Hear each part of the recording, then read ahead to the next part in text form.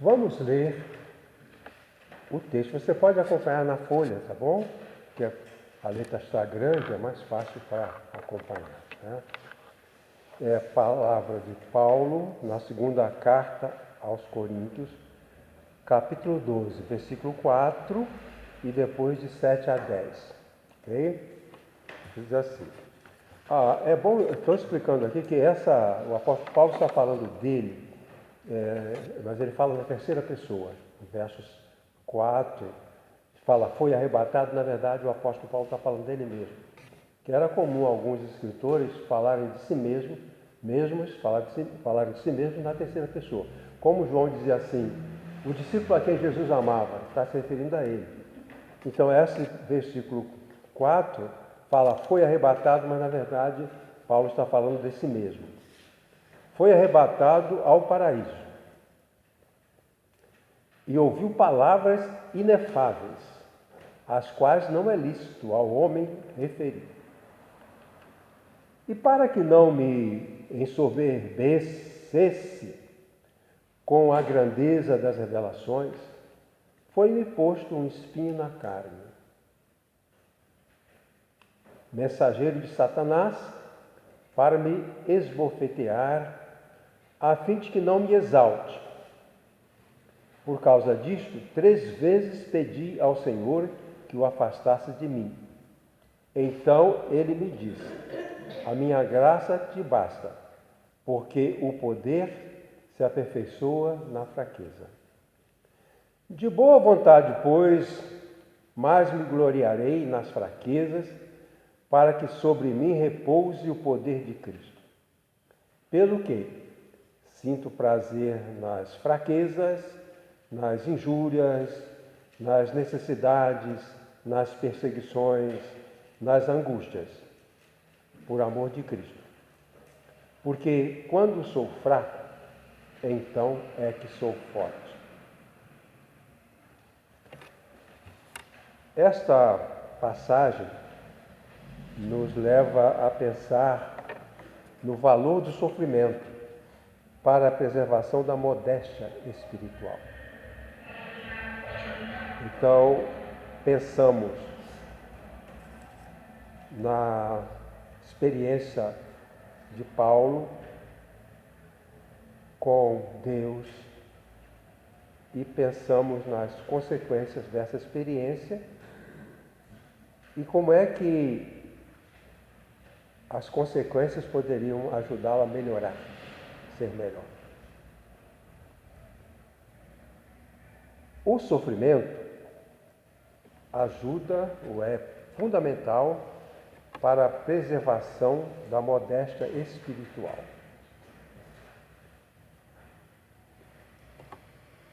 A modéstia espiritual é uma condição que capacita uma pessoa a evitar exaltação pessoal relacionada a uma experiência espiritual. Esse texto tem 2 grandes temas. O misticismo, que é a experiência religiosa com o sobrenatural. Isso é uma experiência mística. E o sofrimento. O misticismo e o sofrimento. Então, a primeira parte, o apóstolo Paulo fala da sua experiência mística, sua experiência religiosa sobrenatural, porque, por exemplo, se eu canto, louvo, como fizemos, isto é uma experiência religiosa, mas não é sobrenatural. Mas alguns relatos de experiências sobrenaturais que não fazem parte do mundo palpável. E o apóstolo Paulo fala 2 coisas aqui. Primeiro, que essa experiência era uma experiência, digamos assim, fechada para ele. Tenho falado aos irmãos, e vou pregar sobre isso quando tiver oportunidade, de que das coisas que Deus nos mostra, algumas são para compartilhar e outras para guardar para si mesmo. Quando Deus se revelou ao profeta Daniel, ele falava, Daniel, aí ele dava uma mensagem e falava, rolo aberto, o livro aberto, você comunica. Às vezes Deus se revelava a Daniel e dava a ele uma revelação e dizia, fecha o rolo, trava e guarda, não é para você falar. Então, nem tudo que Deus falava ao profeta era para ele repetir, era para ele. Então a experiência com Deus, muitas vezes ela é uma experiência fechada, ou seja, é uma experiência para a gente. E essa experiência era uma experiência mística, porque a palavra mística quer dizer fechado. É uma experiência fechada, para ele. É para ele. E ele então mencionou essa experiência depois de 14 anos. Ele não ficou apressado para sair contando que ele foi arrebatado ao paraíso. Ele, depois de 14 anos, por uma situação especial, ele mencionou. Mas ele não pretendia grande resultado, porque ele mesmo não entendia o que aconteceu. Ele mesmo não entendeu. Ele falou, não sei se foi mental, se foi físico, eu não sei o que aconteceu realmente, mas eu ouvi palavras inefáveis. Então essa é a sua experiência mística. Queria fazer um intervalo para dizer aos irmãos o seguinte, eu vou fazer um comentário mais sucinto e depois quero discutir com os irmãos naquilo que nós falamos, tudo bem? Então no final um tempo fica para a gente compartilhar uns com os outros. Então vamos lá. O apóstolo Paulo poderia alegar como um supercrente. Paulo Romeiro escreveu um livro, O Supercrente. Paulo podia se apresentar como supercrente. Superioridade espiritual em virtude de ter tido visões e revelações do Senhor e arrebatado ao paraíso. Então, essa prática mística de visões, revelações, elas estão sendo muito, digamos, procuradas.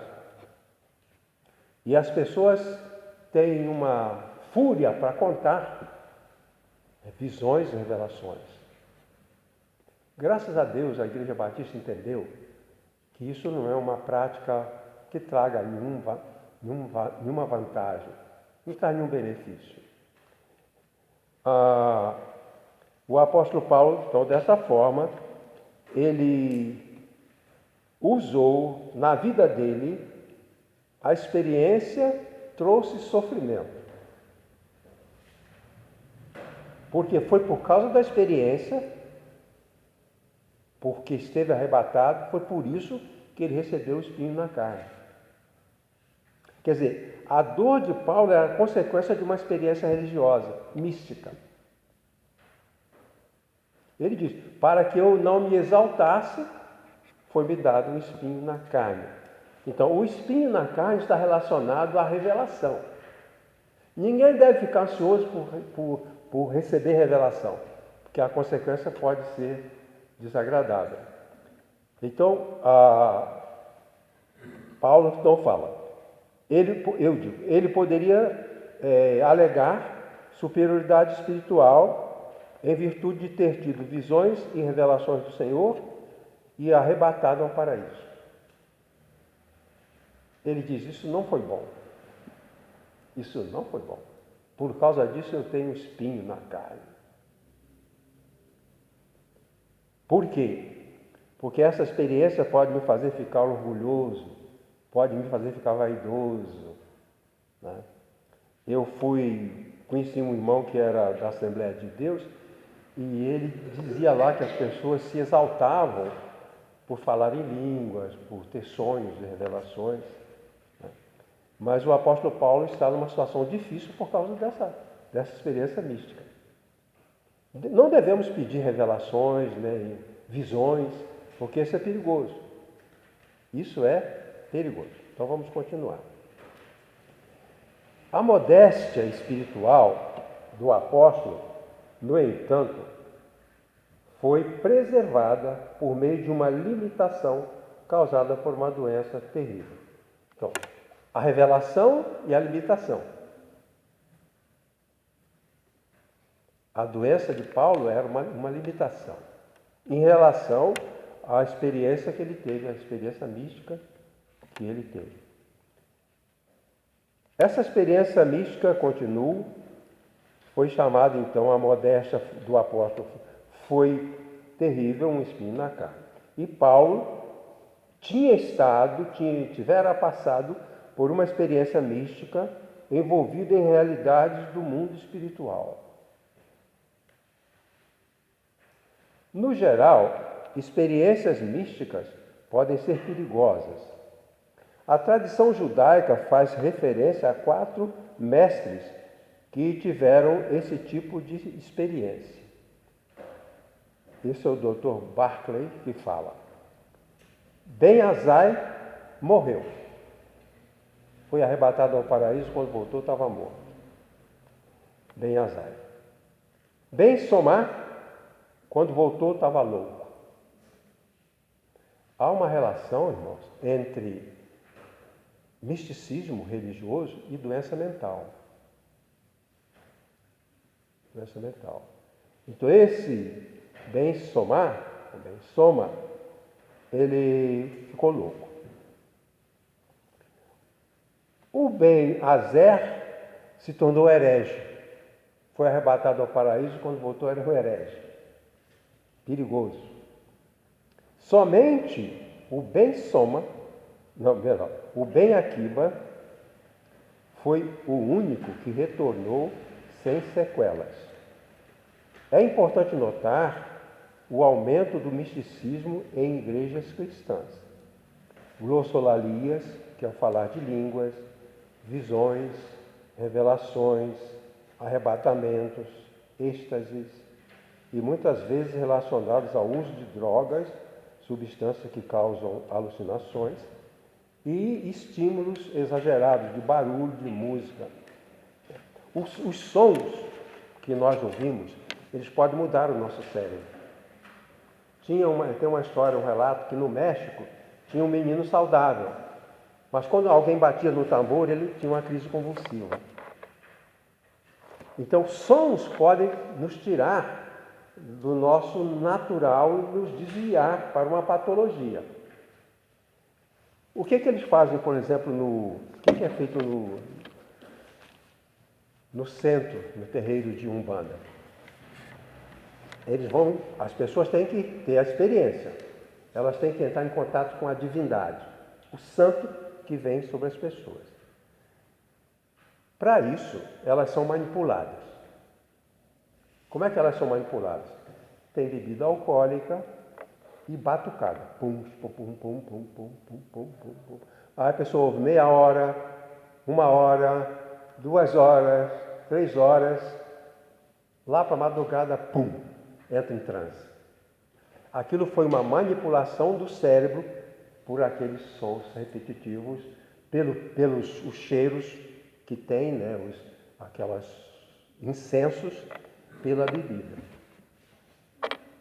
Então, em qualquer lugar que se criar o ambiente propício, há a possibilidade de alguém ter uma dessas experiências. Mas, como disse, essas experiências elas são perigosas.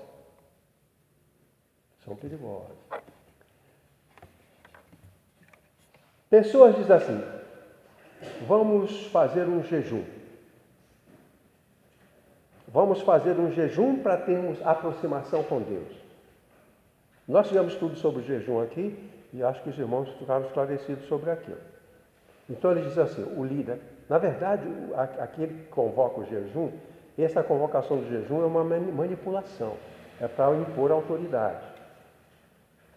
Então, através dos tempos, a religião se tornou um sistema em que algumas pessoas exercem autoridade sobre outras usando os mecanismos da religião.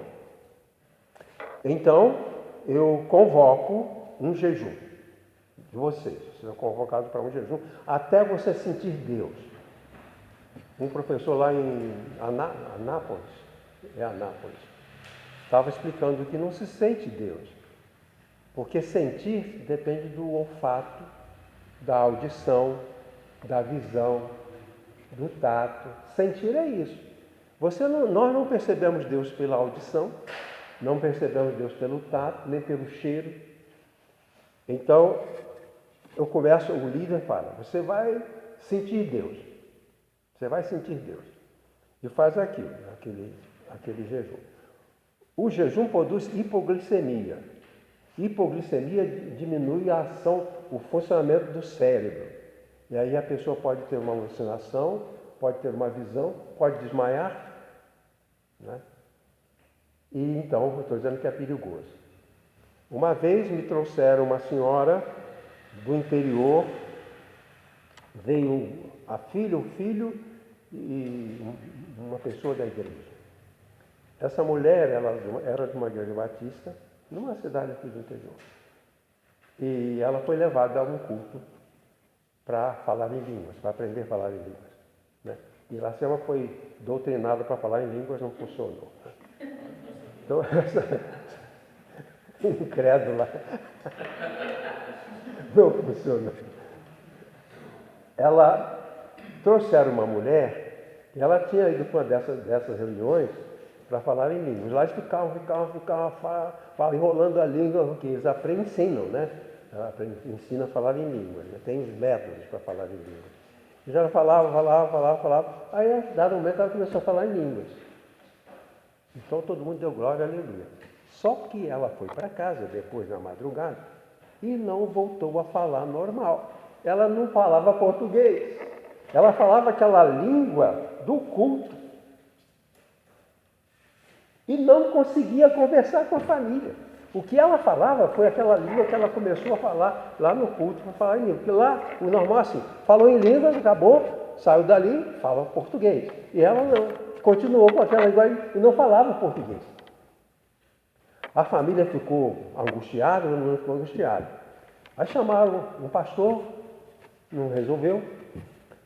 Depois chamaram pastores carismáticos, não resolveram. Chamaram um outro que era especializado, aí falou, isso não é língua do Espírito Santo, isso é demônio. O demônio se disfarçou de Espírito Santo e era tomado pelo demônio. Só que ele também não conseguiu. E essa mulher veio trazida para mim. Eu vi a mulher falando, comecei a conversar com ela, eu não falava a língua portuguesa. Falava com a língua que não existe, né? Não existe lugar nenhum. Pois bem, ela foi cuidada, orientei a família, orientei ela. Num dado momento, pum, ela voltou ao normal. Então, coisas assim. Aqueles 3 rabis, os 4 rabis, um ficou louco, um morreu, o outro ficou herege, só um escapou. Só um escapou. Então, o apóstolo Paulo, ele sabia que aquela experiência tinha complicações. Por isso ele não falou para ninguém. Não falou para ninguém. Depois de 14 anos, com uma situação específica na igreja de Corinto, ele achou que poderia mencionar isso. Por causa do contexto em que as coisas estavam acontecendo. Pois bem, as pessoas têm essa experiência por jejum prolongado. Não foi uma vez nem duas que eu recebi pessoas doentes no pronto-socorro por causa de jejum. Outros, por causa de ficar orando a noite inteira, entraram em transe e depois precisavam fazer tratamento psiquiátrico. O santo daime é uma erva alucinógena que as pessoas usam para entrar em contato com o sobrenatural, entrar em contato com as divindades. A maconha nos Estados Unidos, se a pessoa pode ser autorizada a plantar maconha para fins religiosos. Para fins religiosos. Agora, um tempo desse, eu fiquei chocado ouvindo que um determinado líder cristão está usando cocaína antes da pregação para ficar mais inspirado. Dá uma cheirada para ir para o público. Bom, O apóstolo Paulo teve essa experiência e não trouxe bom resultado, porque ele ficou perturbado com aquilo. Aí vem o espinho na carne. Então ele contou a experiência dele, experiência mística, como é que aconteceu. E o que aconteceu depois? Depois disso, ele começou a ter um problema de saúde. Muitas vezes, pessoas que passam por essa experiência depois precisam de tratamento. Elas podem ficar com depressão, elas podem ficar com histeria, pode ter algum tipo de problema. E agora, o apóstolo Paulo está com um problema.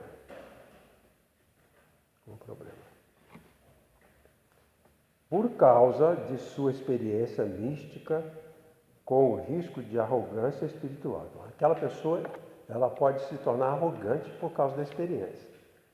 Iracema se lembra, foi Vitória, Iracema, que nós estávamos numa igreja e uma irmã contou que lá uma pessoa teve uma visão de anjos na igreja. Então ela teve essa visão mística de anjos. E ela ficou arrogante. Depois apareceu outra pessoa na igreja, que teve um encontro com 3 anjos. E ela ficou humilhada porque ela só viu um anjo e ele viu 3. E aí começou uma disputa, briga, confusão, por causa disso. Porque a experiência trouxe o risco de arrogância. E Paulo falou, para eu não ficar arrogante, eu recebi o espinho. Para eu não ficar arrogante, recebi o espinho. Vou contar isso aqui baixinho. Lá no Rio de Janeiro, tinha um homem, um pastor, que pastoreava uma grande igreja. Naquela época em que o movimento carismático invadiu as igrejas, e essa era uma igreja que tinha sido uma igreja presbiteriana e foi invadida pelo movimento carismático. E tinha um pastor lá, cujo nome eu vou dizer, possivelmente seja morto. E ele tinha revelações. E contava as revelações. Um dia, ele falou, irmãos, Deus está me revelando que aqui, entre vocês, alguns adulteraram. Deus me revelou isso. Esses que Deus me revelou que adulteraram, Deus está mandando que eles venham à frente. Né? Como diz lá, né? Vou te chamar e você vai adorar prostrado. Venham à frente para serem perdoados. E eu vou orar para que Deus perdoe o seu pecado de adultério. Vieram umas 15 pessoas, inclusive a mulher dele. A igreja praticamente acabou. A igreja tinha uns 500 pessoas, no domingo seguinte mais de 300 pessoas não foram mais. Essas pessoas não foram mais. Então o apóstolo Paulo está com um problema. Aí ele diz assim, eu recebi o espinho na carne. Deixa eu abrir aqui. Continuando na outra... acho que eu tenho 2 páginas, você lá tem uma. Para o apóstolo... Desculpa, tá. Quando usa 2 folhas, eu vou confundir. Vamos ver. O espinho na carne... O apóstolo, por causa da sua experiência mística, corre o risco de arrogância espiritual. Isso desqualificaria para o apostolado. Se ele começa a ser arrogante, ele está desqualificado para ser um apóstolo. Então que hoje em dia tem tantos apóstolos arrogantes, e eles são desqualificados diante de Deus. Eles podem ser qualificados diante da congregação que ele domina, mas diante dele não é qualificado. Se o apóstolo Paulo começasse a se engrandecer, ele estaria desqualificado para o apostolado. Então, ele sofreu uma limitação dolorosa, intensa e persistente. Hoje em dia ele seria aposentado por invalidez, né? Por quê? Dor intensa, dor dolorosa, persistente, incapacitado para o trabalho. Seria o médico incapacitado para o trabalho por dor crônica. Assim que ele estava. A situação não era nada fácil. Permitiu a ele evitar a arrogância espiritual e assim preservar a modéstia necessária para uma espiritualidade ajustada.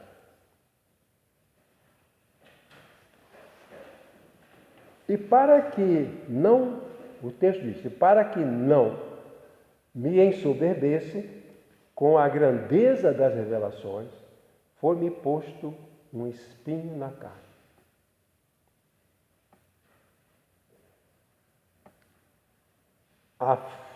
Um espinho na carne, mensageiro de Satanás para me esbofetear, a fim de que não me exalte. O espinho na carne deve se referir a uma doença física, como epilepsia, dor neuropática, como nevralgia do trigêmeo ou herpes zoster.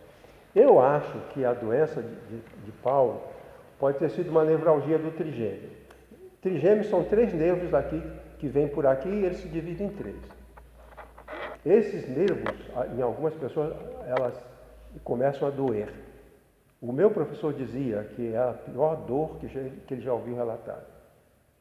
Teve uma irmã que contou uns tempos aqui, ela tinha nevralgia do trigêmeo, doença do trigêmeo, que era uma dor terrível. Poderia ser também uma dor causada por uma infecção, por algum vírus que depois deixa a dor.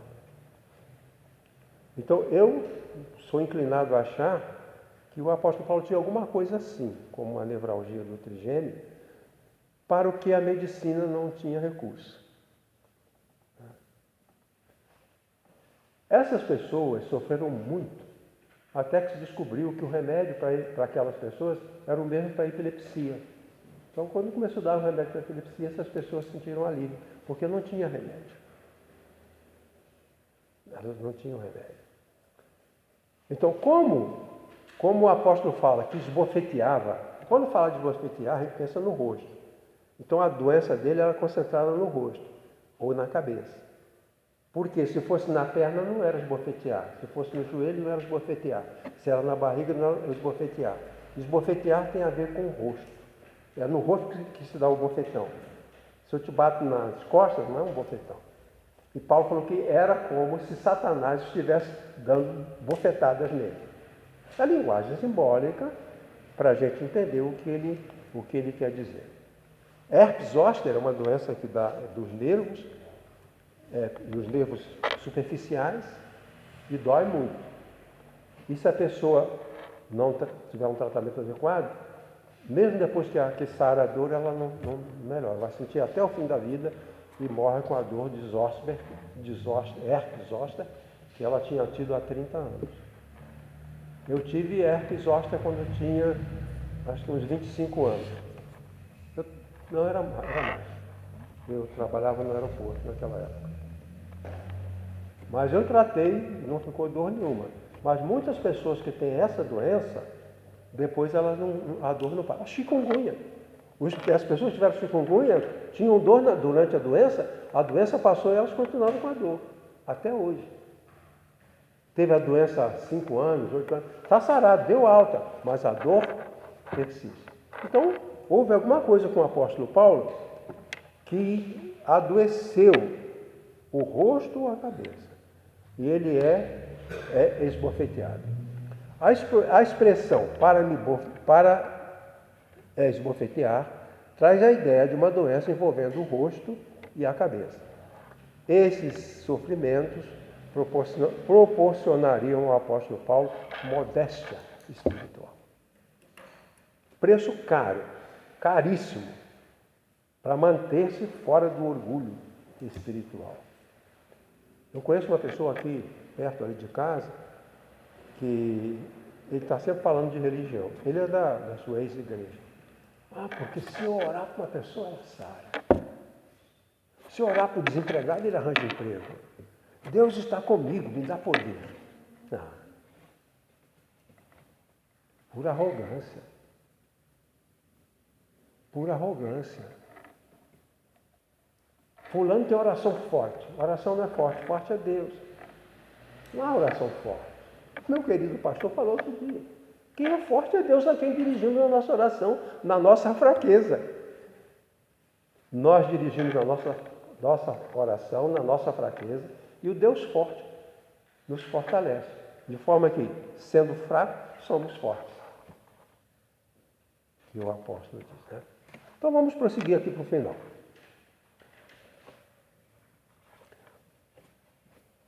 Comentário rápido. O sofrimento tem valor para a modéstia espiritual, mesmo que não se saiba a sua causa. Foi-me dado um espinho na carne. Ele descreve esse espinho na carne como uma condição invalidante. Ele não sabe de onde veio, mas esse sofrimento, cuja causa não se conhece, ainda assim é benéfico para nos livrar da arrogância. Eu não sei quem me esbofeteou, mas sei que ajuda eu a ser humilde. Entendeu? Eu não sei que Satanás é esse, que é o mensageiro de Satanás, se Satanás... Eu não sei, ele não sabe explicar. Mas eu sei que isso, essa dor, me impede de ser arrogante, de querer ser o melhor do mundo. Paulo corria esse risco, porque se Paulo se tornasse arrogante, o apostolado dele estava destruído. Como é que ele podia ser um apóstolo sendo arrogante? Então ele era humilde para aceitar as condições do apostolado. 2. O sofrimento é válido independentemente de sua natureza. Se é herpes, se é nefralgia do trigêmeo, se é epilepsia, sei lá o que for, não importa. Qualquer que seja o tipo de sofrimento, pode ser abençoador para manter a gente na modéstia.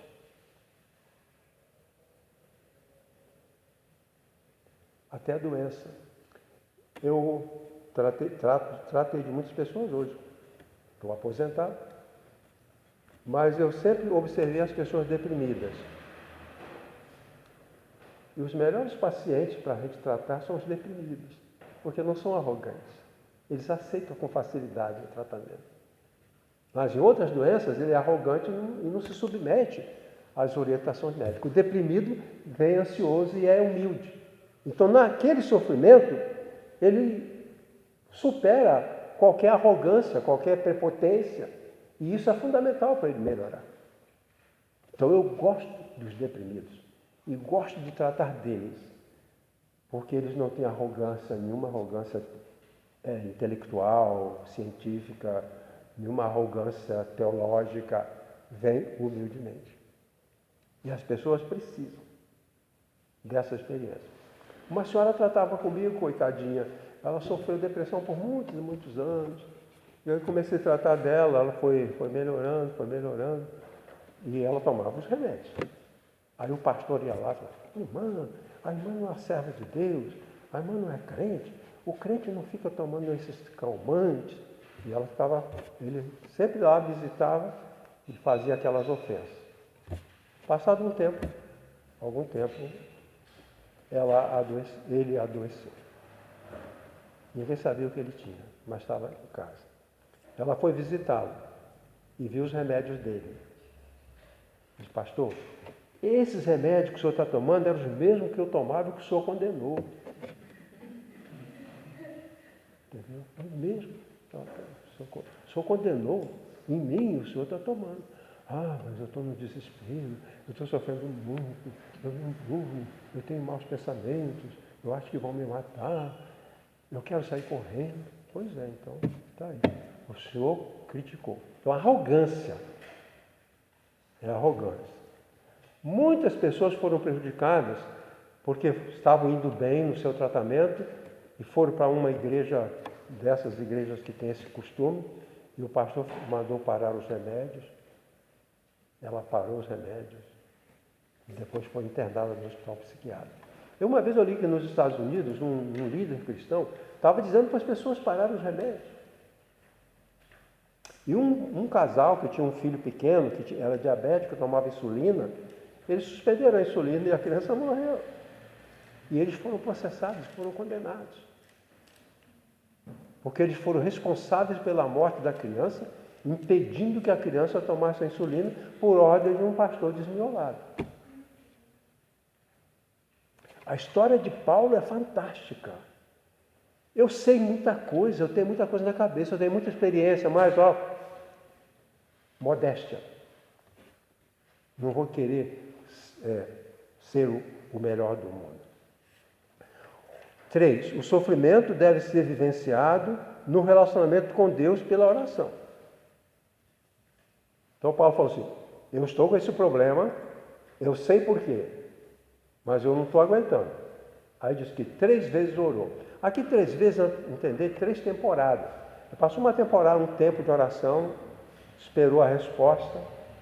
Outra vez, orou, esperou a resposta. Outra temporada, orou, esperou a resposta.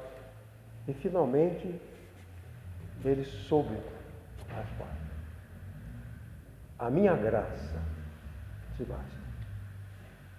A minha graça te basta. Você vai ficar assim até morrer. Mas a minha graça te basta. Então o sofrimento deve ser vivenciado no relacionamento com Deus. Quer dizer, a gente deve, no dia a dia, nas dores, nas dificuldades, falar, Senhor, olha para mim. Eu vou ao médico, tudo bem, mas não quero compartilhar com meu Deus o que se passa no meu coração. Compartilhar com Deus o que se passa no nosso coração. Aquele hino bonito, né? Talvez o seu quarteto do pastor André cante. Ao sentir-me perturbado em meu coração, vou orar. Foi isso que o apóstolo Paulo fez. Bom, se o sofrimento é superado, se o sofrimento não é superado pelos recursos da providência, próprios para a sobrevivência, precisamos depender dos recursos da graça. Vou explicar o que eu quero dizer em poucas palavras. Deus tem 2 fontes de recursos para nós. A gente tem que saber disso. A providência e a graça. Não é a mesma coisa. A providência são os recursos de Deus para a sobrevivência da sua criação. A mesma providência que me permite ter uma fonte de água, para eu não morrer de sede, essa mesma providência permite que o cervo, o leão, o cabrito também sobrevivam daquela fonte. A providência de Deus. Jesus falou, Deus faz com que a chuva, o sol, caia sobre os maus e sobre os bons.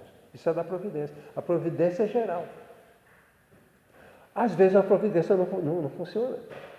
No caso de Paulo, os meios naturais de cura, ele não tinha, não alcançou. Então ele não pode contar com os recursos da providência. Isso é que é importante, irmão. Nós queremos a saúde, que é um recurso da providência. Às vezes esse recurso não vem.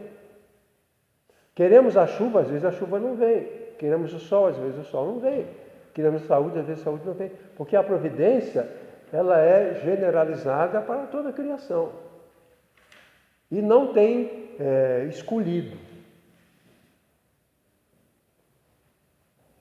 Paulo orou, e a providência não o alcançou.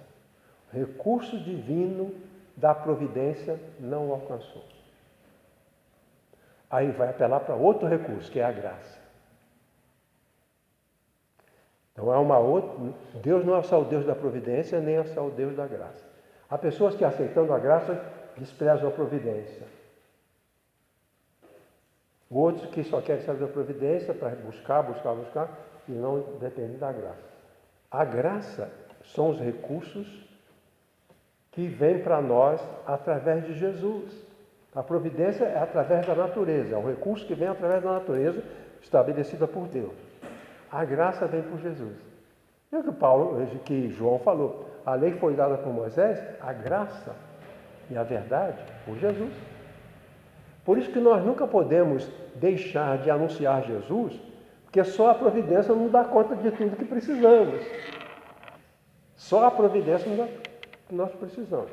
Então, quando ele ora 3 vezes e não recebe o recurso da providência, ele busca a graça. A graça é o conjunto dos recursos divinos disponibilizados por meio de Cristo e que nos permitem superar fraquezas, injúrias, necessidades, perseguições, angústia, com alegria e com coração vitorioso. A minha graça te basta. Tudo bem, Paulo. Não existe na providência um recurso para a sua doença. Mas a minha graça te basta. Você não vai perecer por causa do espinho na carne. Você não vai morrer, você não vai para o pecado, você não vai para a maldade. Porque a minha graça te sustenta. A minha graça te basta. Aí Paulo falou, que bom. Eu estou bem. Tristeza, fraqueza, perseguição, maldade, doença. Estou bem por causa da graça. A minha graça te basta. Então essa é a experiência do apóstolo Paulo com uma experiência mística e com a dor que permite aquele que teve a experiência gloriosa se manter modesto. Teve a experiência gloriosa, é perigoso, mas para que você não corra o risco de ficar orgulhoso, eu tenho a minha graça. Ela basta. Por favor, quem quer fazer uma pergunta?